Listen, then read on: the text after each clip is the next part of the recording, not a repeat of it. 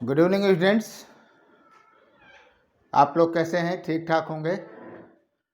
और ख़ास करके ये प्रीलिम्स का सेशन जो लोग अटेम्प्ट किए हैं उनके लिए तो काफ़ी क्लोज सेशन है, क्योंकि 4 तारीख को यूपीएससी है और 11 तारीख को यूपीपीएससी, दो बड़ी परीक्षाएं हैं। निश्चित रूप से यूपीएससी ने इस बार पैटर्न थोड़ा सा चेंज किया है। हमने उसकी विस्तृत एनालिसिस की है और आप लोग वहाँ पे देखिएगा। खास करके जिन लोगों को यूपीपीएससी अटेम्प्ट करना है, वैसे तो सभी लोगों को देखना चाहिए, क्योंकि यूपीएससी एक मॉडल है कि क्वेश्चन का, किसी टॉपिक पे क्वेश्चन का लेवल क्या होना चाहिए, है ना।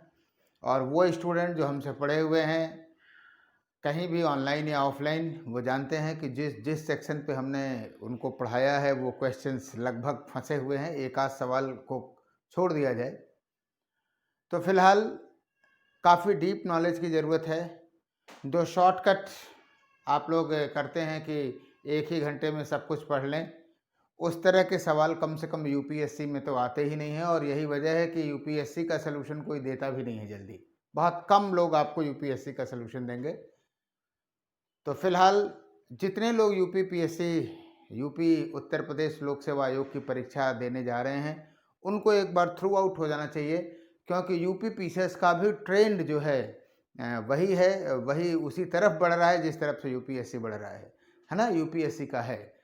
तो फिलहाल हम उपस्थित हैं अपनी जो रेगुलर सीरीज है मौर्य साम्राज्य में। हम लोग चर्चा कर रहे थे अध्ययन के स्रोत में, साहित्यिक स्रोतों में हमने 2 एपिसोड लिए हुए हैं। आज हम लोग चर्चा करेंगे अशोक के अभिलेखों की या पुरातात्विक स्रोतों की, मौर्य साम्राज्य के पुरातात्विक स्रोतों की। वास्तव में अगर आप देखें तो मौर्य साम्राज्य में अशोक के पहले भी, अशोक के पूर्व अगर हम बात करें तो 2 ताम्रलेख हैं। दोनों बहुत ही महत्वपूर्ण हैं। आपसे पूछा जा सकता है अशोक के पूर्व यानी चंद्रगुप्त मौर्य के हैं। याद है? आपको बताऊं, कभी भी ये पूछा जा सकता है। पहला है आपका सोहगौरा ताम्रलेख। तांबे का लेख है, कॉपर इंस्क्रिप्शन ताम्रलेख। और दूसरा है महास्थान लेख, ये भी ताम्रलेख ही है। महास्थान ताम्रलेख, कॉपर इंस्क्रिप्शंस, राइट। दोनों, सोहगौरा जो है उत्तर प्रदेश के गोरखपुर में है, यूपी के गोरखपुर में है, गोरखपुर डिस्ट्रिक्ट में, और ये बांग्लादेश में है,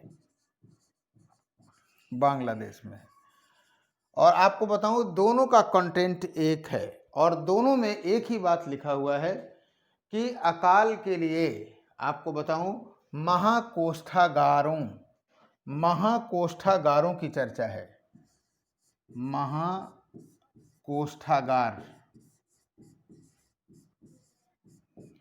महाकोष्ठागारों का उल्लेख है।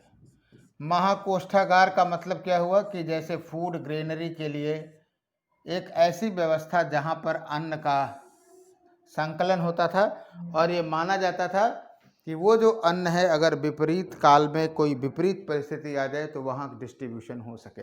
हालांकि ये नहीं लिखा हुआ है, इससे ये साक्ष्य कतई नहीं समझिएगा कि मौर्य काल में अकाल पड़ा था। ये 2 विवाद चलता है, जब हम वहाँ बताएंगे तो बताएंगे। लेकिन इससे ये जरूर पता चलता है कि मौर्य स्टेट या मौर्य प्रशासन जो था इस बात के लिए तैयार था कि अगर साम्राज्य में कभी प्रतिकूल स्थिति आती है तो वह अन्न वितरण के द्वारा काम करे। याद रखिएगा, मौर्य साम्राज्य के प्रशासन के स्वरूप को जब आप जानेंगे तो केंद्रीकृत प्रशासन रहा है, काफ़ी कठोर प्रशासन रहा है, और उसमें भी प्रजा वत्सलता इतनी थी कि वो प्रजा के हितों की बात करता था। और कभी भी ये सवाल पूछा जा सकता है, सोहगौरा ताम्रलेख और महास्थान ताम्रलेख। लेकिन वास्तव में अगर आपसे पूछा जाए कि सबसे पहली बार किसने अपनी बातों को अभिलेखों के माध्यम से करने का प्रयास किया तो निश्चित रूप से अशोक हैं। और अशोक के 49 से भी अधिक अभिलेख मिल चुके हैं, अधिक लेख मिल चुके हैं। तो आप ये समझ लीजिए कि यह पहला ऐसा राजा था जो कि मास को कम्युनिकेट करना चाहता था, है ना। कहीं न कहीं वो जनता को संबोधित करना चाहता था, जनता से जुड़ने का प्रयास आप देखेंगे अशोक के अभिलेखों में दिखाई देता है। तो आपको बता दूं, सबसे पहले कुछ बातें आप जरूर जान लें कि 1750 ईस्वी में सबसे पहले अगर पूछा जाए कि किसने अभिलेख को पढ़ा, तो नाम आता है जेम्स प्रिंसेप ने, है ना। जेम्स प्रिंसेप ने इसे, जेम्स प्रिंसेप से पहले हमको नाम पता होना चाहिए, क्या कहते हैं, ट्रिफेंथलर महोदय का पता होना चाहिए कि सबसे पहले किसने खोजा, तो ट्रिफेंथलर ने खोजा।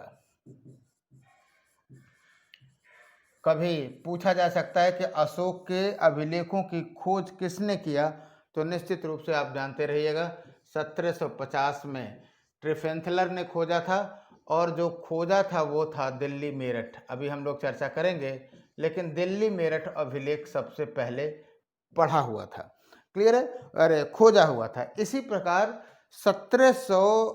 1837 में, 1750 में खोजा गया, और 1837 में 1837 में जो है क्या कहते हैं, जेम्स प्रिंसेप ने इसे पढ़ा, जेम्स प्रिंसेप ने पढ़ा, राइट। और आपको बताऊं कि आगे जब आप देखेंगे तो जो क्या कहते हैं कि इन अभिलेखों की बात करें, ये सबसे पहले पढ़ा गया और ये खोजा गया, तो हम अशोक के अभिलेखों को देखेंगे कि ये 4 प्रकार के हैं, विभिन्न लिपियों में लिखे हुए हैं, क्लियर है। तो उन एक एक पॉइंट को आइए हम लोग देखने का प्रयास करते हैं। तो जो अशोक के अभिलेख हैं वास्तव में 4 वर्गों में हैं, है ना। तो 4 वर्गों में उनका क्या क्या मतलब है उसे भी समझने की जरूरत है। अशोक के जो अभिलेख हैं वो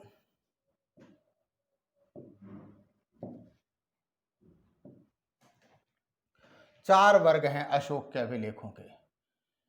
पहली बात तो बृहद शिलालेख हैं, समझने की जरूरत है पहले। बृहद शिलालेख हैं, लघु शिलालेख, स्तंभ लेख, लघु स्तंभ लेख, एक एक को समझते हैं। बृहद शिलालेख, बृहद शिलालेख जो है वो 14 लेखों के समूह हैं, इसको समझने की जरूरत है। 14 लेखों के समूह हैं, यानी एक ही स्थान पे 14 आपको दिखाई देंगे, 1 2 3 4 5 6 7, मान लीजिए 7 इधर दिखाई दे रहे हैं, तो आप ये मान के चलिए कि 7 इसके पीछे होंगे। एक पिलर टाइप पे है, तो मालूम है कि ये पिलर है अशोक के अभिलेख का। सपोज करिए, सॉरी, कि ये अशोक के अभिलेख का एक पिलर है, राइट। और 7 आपको दिख रहा है, 1 2 3 4 5 6 7 8 9 10 11 13 14, 14 लेखों का एक समूह है जो कि निश्चित क्रम में है, निश्चित क्रम में है, और 8 स्थानों से प्राप्त हैं, 8 स्थानों से प्राप्त हैं, समझिए जरा, 8 स्थानों से प्राप्त। अभी हम उसको और भी डिटेल कर देंगे कहां कहां से हैं, लेकिन ये मजेदार बात है कि 8 स्थानों पर इन 14 लेखों का जो समूह है, वो जो क्रम है, वो क्रम कभी नहीं बदला है, कंटेंट एक ही जैसा है। तो इसका मतलब है कि एक शासकीय नियंत्रण में ये सारे अभिलेख लिखे गए होंगे, और ये सारे चुनार के जो क्या कहते हैं कि चुनार के पत्थर से, लाल पत्थर से, लाल पत्थर से बनाए गए हैं, और एक स्थान से बनाए गए हैं, और फिर सोचिए टनों इसका वजन है, और परिवहन की भी स्थिति की आप कल्पना कर सकते हैं। देश के विभिन्न भागों में हैं, अलग अलग लिपियों में हैं। कभी अगर आपसे पूछ दिया जाए कि ये अलग अलग लिपियां क्या हैं, तो आपको ये समझना चाहिए कि सर अलग अलग लिपियां इसलिए आई क्योंकि आज भी आप देखते हैं कि विभिन्न भागों में, भारत के विभिन्न भागों में अलग अलग लिपियां या अलग अलग भाषाएं रहती हैं, तो लोग उससे जुड़ सकें इसलिए अलग अलग लिपियों में ये रखा गया, लिखा गया है ना। तो एक तरह से जनता से कनेक्शन की बात हुई। तो ये बृहद शिलालेख हो गए। दूसरा जो पॉइंट है वो है आपका लघु शिलालेख का। ये 18 स्थानों से मुख्य हैं, अन्य स्थानों से भी मिले हैं। लघु शिलालेख 18 स्थानों से प्राप्त हैं। और जो इसके बृहद शिलालेख हैं उनके परिशिष्ट हैं, जैसे जो बातें छूट गई हैं बृहद शिलालेख में उसको कवर करने का प्रयास किया गया है लघु शिलालेख में। श्योर। तो मेजर रॉक एडिक्ट, बृहद शिलालेख और माइनर लघु शिलालेख, माइनर रॉक एडिक्ट, इससे ये क्लियर हुआ कि ये दोनों एक ग्रुप के मान सकते हैं, राइट। ये लिखा गया, उसके बाद जो बचा इसको लिख दिया गया। नेक्स्ट की अगर हम बात करें तो तीसरा जो ग्रुप है वो है आपका स्तंभ लेख। स्तंभ लेख, पिलर रॉक एडिक्ट। और जो स्तंभ लेख है ना, वो अगर देखोगे तो ये 7 लेखों के समूह हैं। ग्रुप ऑफ 7 रॉक, 7 लेखों के समूह हैं। वो 14 था और ये कितना था, 7 लेखों का समूह है। कहाँ कहाँ मिले हैं अभी आगे वाली टेबल में हम आपको क्लियर करते हैं। इसके बाद चौथा जो ग्रुप है वो है आपका लघु स्तंभ लेख का। लघु स्तंभ लेख का ये आप कह सकते हैं कि सर ये परिशिष्ट की जैसे हैं। इसके परिशिष्ट हैं किसके, स्तंभ लेखों के। और जो इसके बाद है गुहा लेख, गुफाओं में लिखे हुए हैं, गुफाओं में है। क्लियर है। निश्चित रूप से प्रीलिम्स के पॉइंट ऑफ व्यू से ये बहुत ही महत्वपूर्ण है, सबको जानना चाहिए। इस बार भी यूपीएससी में पूछा हुआ है। और आपको बता दूं, अगर हम बात करें तो निश्चित रूप से ये सारे जो लेख हैं वो किस भाषा में हैं, प्राकृत भाषा में। कभी पूछा जाए तो परेशान नहीं होइए, सीधे लिखिए प्राकृत भाषा में है। किन किन लिपियों में हैं तो आपको बता दें, ब्राह्मी, खरोष्ठी, ग्रीक और आरमाइक। एकदम पीटी के पॉइंट हैं, आपको पता होना चाहिए। प्राकृत भाषा में है, ब्राह्मी, खरोष्ठी, ग्रीक और आरमाइक में है। और भी आपको बता दूं कि जो उत्तरी पश्चिमी क्षेत्रों में 2 स्थान हैं स्पेशली, कौन से, शाहबाज गढ़ी और मानसेहरा। एकदम पूछा जाएगा, शाहबाज गढ़ी और मानसेहरा। आप देखिए उत्तरी पश्चिमी क्षेत्र में इस एरिया में खरोष्ठी बोली जाती थी, लिपि लिखी जाती थी, इसलिए इसमें खरोष्ठी लिपि मिलेगी आपको।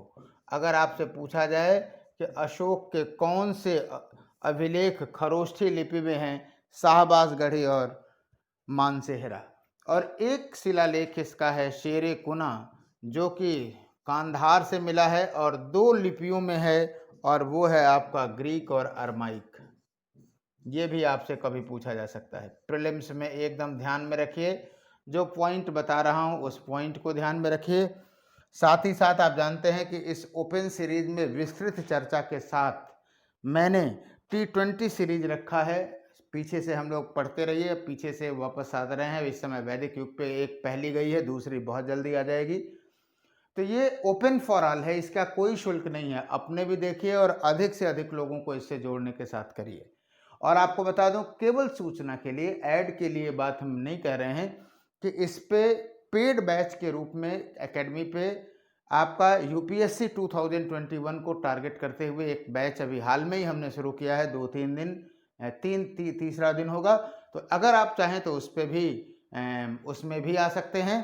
अदरवाइज सामान्य समझ के लिए इस सीरीज को और T20 सीरीज को जरूर आप फॉलो करें। तो एक बार फिर हम बता दें कि प्राकृत भाषा में है, ब्राह्मी, खरोष्ठी, ग्रीक और अरामाइक में है, शाहबाजगढ़ी, मानसेहरा खरोष्ठी लिपि में है, शेरे किना दोनों लिपियों में है। क्लियर है? लेकिन याद रखिएगा यूपीएससी और यूपी का जो कमीशन है वो अब आपसे और भी ज़्यादा, तो ये आपका होमवर्क होगा कि आप ये देखें कि ये अभिलेख हैं वो कहाँ कहाँ हैं, है ना। अभिलेख कहाँ स्थित हैं, क्योंकि अच्छा सवाल पूछा जा सकता है कि निम्नलिखित लोगों की अवस्थिति क्या है। एक मैप बनाइए और मैप पे उठा करके लिख लीजिए। तो आइए देखते हैं, जो बृहद शिलालेख की अभी हमने चर्चा किया वो 14 लेखों के समूह हैं, अभी आपने चर्चा किया। 8 स्थानों से मिले हुए हैं, शाहबाजगढ़ी, मानसेहरा, कालसी, गिरनार, धौली, जौगढ़, एरगुड्डी, सुपारा। राइट, जरूर देखिएगा। अगर आप चाहते हैं यूपीएससी के पेपर को देख लीजिए, हल्के में मत लीजिए, वही हाल यूपी पीसीएस का भी होने वाला है। राइट, तो केवल क्या कहते हैं तड़क भड़क और विज्ञापन पे नहीं रहिए, कंटेंट पे पढ़िए। आप ये जानते रहिए प्लेटफॉर्म चाहे कितना भी बड़ा क्यों ना हो, पढ़ाने वाला कोई कितना भी हो, 15 से 20 मिनट में चीज़ें नहीं क्लियर होती हैं। इसलिए अस्थायी रूप से मेरा अपना मानना है कि कोई अगर बिगनर स्टूडेंट है तो 18 मंथ अगर वो ठीक से पढ़ता है डिटेल, तो उसका पीटी, मेंस और प्लस ऑप्शनल तीनों तैयार होता है। और फिर अगर शॉर्ट वे में पढ़ेंगे तो 18 नहीं आप 36 महीने में पढ़ते रहिए, फिर कभी कॉन्फिडेंस आएगा ही नहीं।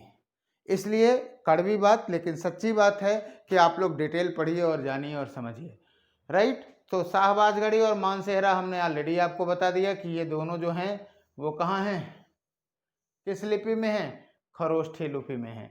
एक बात और जानने की जरूरत है, जो धौली और जौगढ़ के अभिलेख हैं इस पे जो 12वां, 13वां और 14वां जो शिलालेख है वो नहीं लिखा है, उसके अतिरिक्त अन्य जो शिलालेख हैं वो लिखे हुए हैं, उसे हम लोग कहते हैं पृथक कलिंग प्रज्ञापन। तो हम लोग सेपरेट कलिंग प्रज्ञापन की बात जरूर करेंगे। फिलहाल आइए हम लोग एक बार इसकी चर्चा कर लें, फिर एक एक की चर्चा डिटेल करेंगे। आज की जो चर्चा है वो बृहद शिलालेखों पर ही आधारित रहेंगे, लघु स्तंभ और अन्य सारों की चर्चा हम लोग बाद में करेंगे। तो फिलहाल ये लघु शिलालेख हैं, 18 स्थानों से मिले हैं, अन्य जगहों पर भी हैं, नए नए भी मिल रहे हैं। तो जो मेन 18 स्थान है वो हमने आपको यहाँ लिख दिया। स्तंभ लेख देखिए 5, 1, 2, 3, 4, 5 और 6 जगहों पर हैं। लघु स्तंभ लेख 5 जगहों पर हैं और गुहा लेख सिर्फ एक जगह से हैं, बाराबर की पहाड़ियों पर हैं। ये अशोक के द्वारा है, बाद में इसको दशरथ ने बनवाया। राइट, तो ये वर्गीकरण दिमाग में एक बार ठीक से बैठा लीजिएगा। अब आइए हम लोग एक एक 14 शिलालेख के बारे में चर्चा करते हैं कि वास्तव में इन 14 शिलालेखों में, चाहे वो कोई किसी भी स्थान का 14 शिलालेख हो, क्या क्या लिखा हुआ है, एक एक पॉइंट की चर्चा करते हैं। प्रथम शिलालेख, यानी प्रथम में लिखा हुआ है अहिंसा की बात, अहिंसा करता है। और आपको थोड़ा सा डिटेल बताएं, कुछ बहुत ही इम्पोर्टेंट है और वो जो इम्पोर्टेंट सेक्शन है वो आपको जानना बहुत ज़रूरी है। जैसे आपको बताएं कि जो अहिंसा की बात है, अहिंसा में वो कहता है कि पहले मेरे पाकशाला में, पूरी कहानी समझ लीजिए, कभी नहीं भूलेगा, मेरे पाकशाला में सैकड़ों जो है पशु मारे जाते थे, अब मात्र जो है 2 या 3 मारे जाते हैं। और उसमें ये भी कहता है कि उसमें एक मोर की भी चर्चा करता है। आपको बताऊं, मोर मौर्यों का राजकीय पशु था और कभी इंटरेस्टिंग वे में पूछा जा सकता है कि अशोक ने कहा है कि उसे मोरों का मांस बहुत प्रिय था। कभी कभी इस तरह से भी क्या कहते हैं कि बूझो तो जाने वाले सवाल भी आ जाते हैं, तो इसी रेफरेंस में रहते हैं, इसको जानिएगा। जब आप शिलालेख को पूरा पढ़िएगा तो समझ में आएगा। फिलहाल हमने शॉर्ट में लिख दिया कि अहिंसा का उल्लेख है ना। अब इससे अप्लाइड होकर के कहीं पूछ ले तो वो बात अलग है। क्लियर है, और वो यही पूछेगा जो हमने आपको बताया कि किसका मांस उसे प्रिय था, तो ये हो गया। दूसरी की बात करें, जो दूसरा लेख है बृहद शिलालेख, वो क्या है कि वो बात करता है किसकी, अस्पतालों की। 2 चीज़ों की बात करता है। पहली तो बात करता है अस्पतालों की, और बड़ी इंटरेस्टिंग सूचना है ये। वो कहता है कि उसने पूरे देश भर में अस्पताल खुलवाए, राइट। और वो अस्पताल केवल मनुष्यों के लिए ही नहीं थे, बल्कि किसके लिए थे? पशु पक्षियों के लिए भी थे। और सबसे बड़ी बात है वो ये भी कहता है कि उसने इस अस्पतालों में जो औषधियाँ थीं वो थीं ही, जो नहीं थीं उसको विदेशों से मंगवा करके रखा। तो निश्चित रूप से ये एक बहुत महत्वपूर्ण पार्ट है। वेलफेयर स्टेट का जो कॉन्सेप्ट है, जो आधुनिक कॉन्सेप्ट है, उसमें उस मापदंडों पर ये खरा उतरता है। दूसरी बात क्या कहता है वो? दूसरी बात कहता है कि अस्पतालों के साथ साथ उसने कहा कि विदेशी शक्तियों की चर्चा करता है। चोल, सत्तीय पुत्र और केरल पुत्र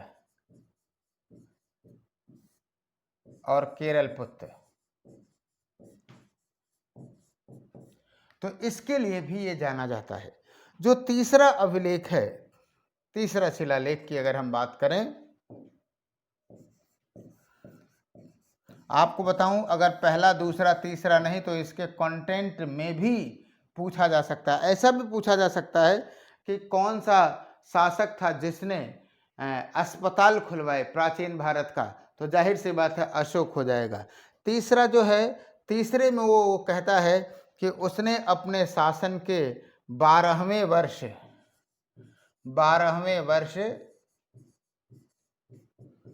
युक्तक रज्जुक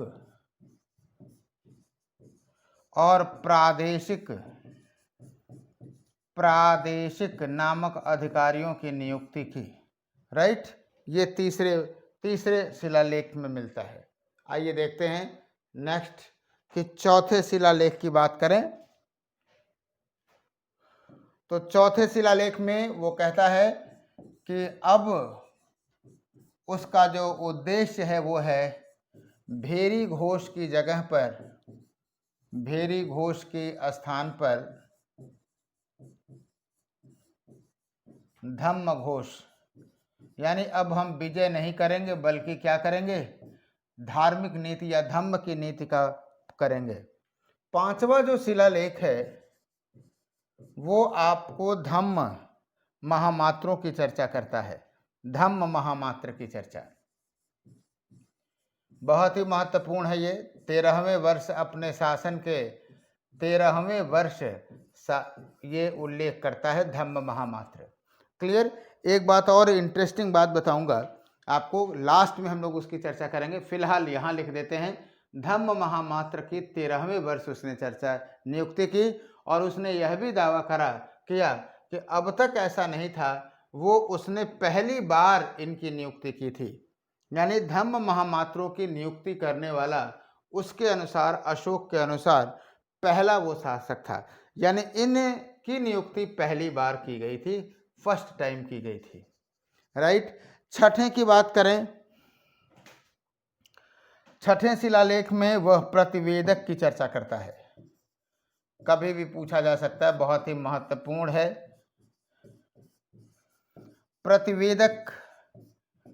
प्रतिवेदक की नियुक्ति की बात करता है वो, और वास्तव में प्रतिवेदक वो अधिकारी थे जिनका काम था कि वो सूचनाएं एकत्र करके क्या करें? शासन को दें। और वो बोलता है अपने अभिलेख में, कहता है छठे में 2 बात कहता है। एक तो कहता है सर्वलोक हित मेरा कर्तव्य है ना।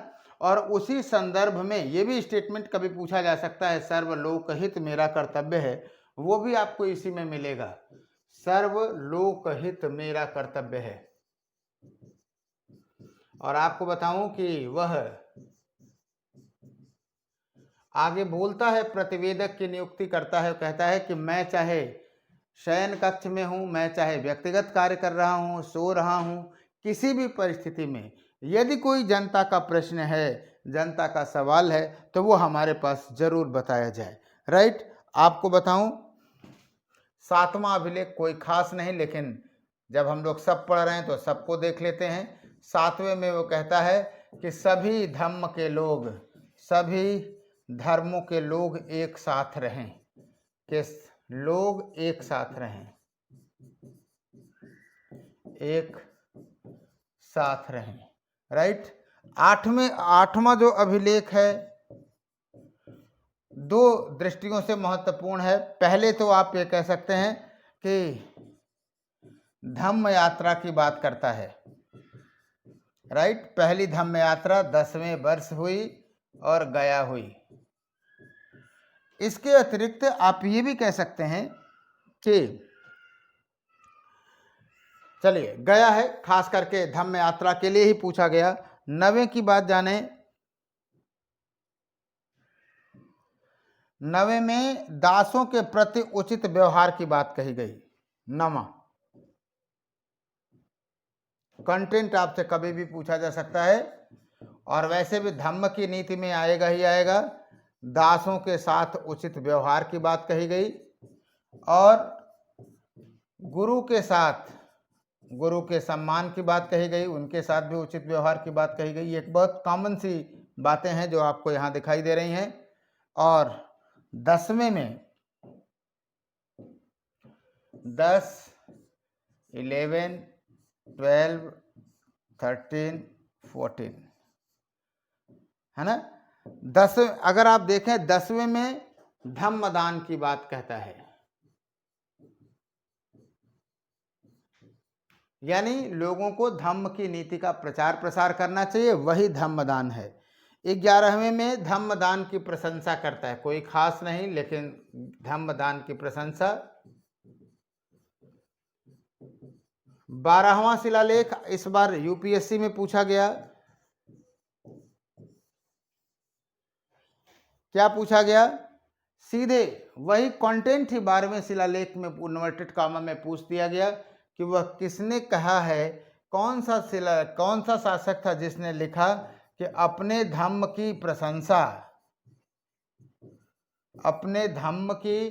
प्रशंसा और दूसरे की निंदा नहीं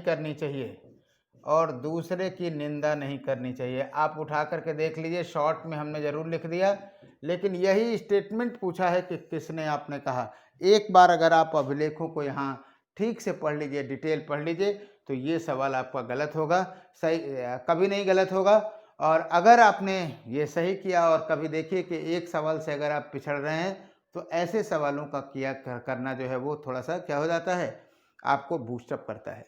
राइट। और इतिहास की ये खासियत है कि एक बार आपने इस पे कमांड कर लिया, थोड़ा डिटेल आप पढ़ लिए, तो बार बार इसमें परिवर्तन होने वाला नहीं है। फिलहाल 13वां जो है वो कलिंग युद्ध की चर्चा करता है। कलिंग युद्ध की चर्चा करता है और इसने 5 पड़ोसी राज्यों की बात करता है। अपने 5 पड़ोसी राजाओं की चर्चा जब हम लोग वहां पढ़ेंगे तो देखेंगे, जहां पर उसने अपने दूत भेजे थे। और 14वें में क्या किया उसने कि उसने बताया कि ये शिलालेख लिख करके हमने पूरे साम्राज्य में क्या किया है, विस्तृत हर जगह फैलवा दिया है। और उसके पीछे कारण ये है कि लोग इसको जानें, समझें और उसे आत्मसात करें।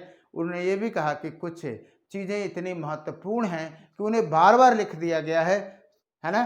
तो ये जो रिपीटिशन के आपको कारण दिखाई देते हैं कई जगह अभिलेखों में, उसका उसने कारण स्वयं बताया है। राइट। और इसी के साथ आपको ये भी बता दूं कि जो पृथक कलिंग प्रज्ञापन है धौली और जौगढ़ में, जो आपको 11वां, 12वां, 13वां नहीं मिलता है, उसके पीछे ये उसमें स्पेशल अलग से संदेश दिया गया है कि सभी जो है क्या कहते हैं कि प्रजा हमारी संतानें हैं। कई बार पूछा हुआ है पृथक कलिंग प्रज्ञापन। पृथक कलिंग प्रज्ञापन 11, 12 और 13, 11, 12 एंड 13 की जगह पर 2 अभिलेख लिखे गए हैं। एक पृथक कलिंग फर्स्ट और पृथक कलिंग सेकंड, 2 अभिलेख लिखे हुए हैं। पहले में क्या लिखा है कि सभी मनुष्य या सभी प्रजा हमारी संतानें हैं। कई बार पूछा हुआ है, ये संतानें हैं, है ना। तो निश्चित रूप से जो पितृसत्तात्मक अवधारणा है वो यहाँ से आप देख सकते हैं राजत्व में। और दूसरे में वो कहता है, पड़ोसियों को कहता है कि पड़ोसियों को डरने की आवश्यकता नहीं है।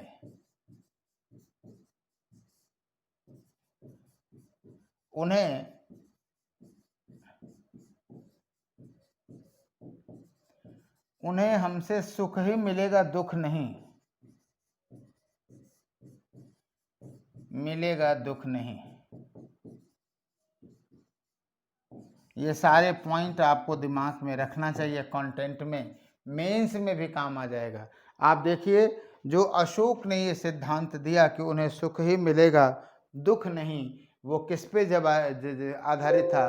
Live and let it live, जियो और जीने दो। और यही आप देखेंगे आगे चल करके इसकी कॉन्टिन्यूटी आपको गुटनिरपेक्ष आंदोलन में भी दिखाई देगी कि सभी लोगों का शांतिपूर्ण सह अस्तित्व हो। यूएनओ का जो कॉन्सेप्ट है वो भी है कि कलेक्टिव सिक्योरिटी की जैसी बात है ना। तो हमने आज के इस क्लास में 14 शिलालेखों की चर्चा किया। एक बार पढ़िए, डिटेल से पढ़िए, विस्तार से पढ़िए, जैसे जब यूपीएससी का सवाल आए तो आपको भी लगे कन्फर्म कि हाँ हो जाएगा। बाद में अफसोस बताने से और फिर से पढ़ने से कोई मतलब नहीं है। लक्ष्य को बुलंद रखिए, हौसले को बुलंद रखिए, उसके पीछे आप काम करिए, सफलता जरूर मिलेगी। राइट, तो आज की क्लास को हम लोग यहीं विराम देते हैं। कल हम लोग चर्चा करेंगे लघु शिलालेख और अन्य सारों की, और फिर अन्य पक्षों की भी चर्चा करेंगे। बहुत बहुत धन्यवाद। Thank you.